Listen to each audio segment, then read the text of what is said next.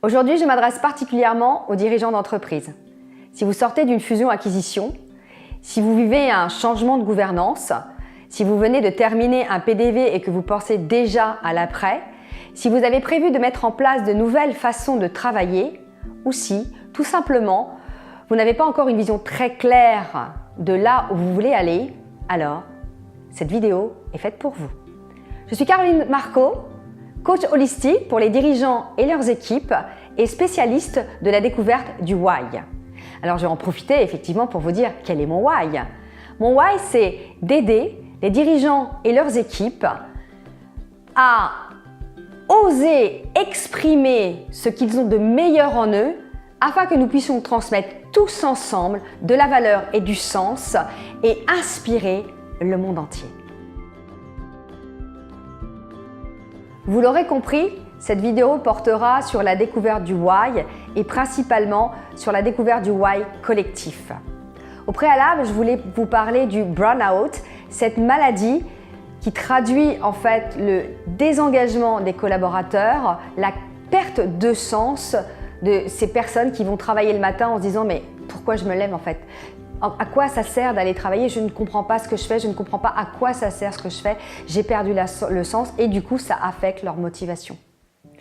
Et donc c'est à ce moment-là que les entreprises m'appellent pour dire je ne sais plus tellement où on en est dans la vision de mon entreprise, je ne sais plus comment faire pour motiver mes collaborateurs et c'est à ce moment-là que j'interviens au niveau collectif.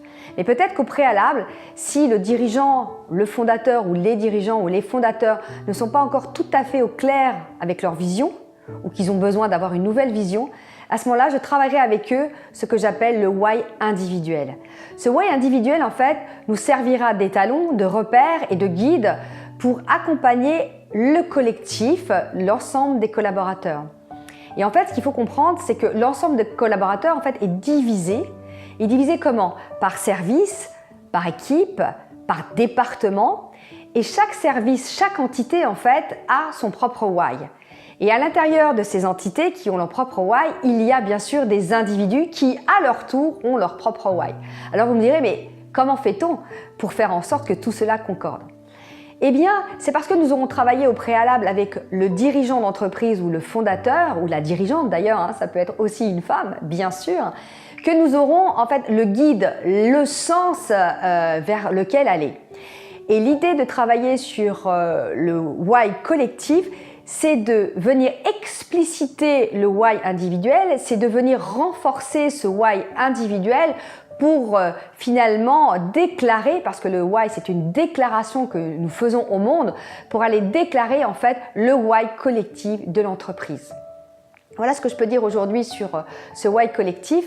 Et comment arrivons-nous finalement à découvrir ce why collectif ? Eh bien, tout simplement, nous organisons des séminaires qui sont articulés autour de différents ateliers avec différents groupes lors de ces séminaires qui se situent entre 15 et 30 personnes.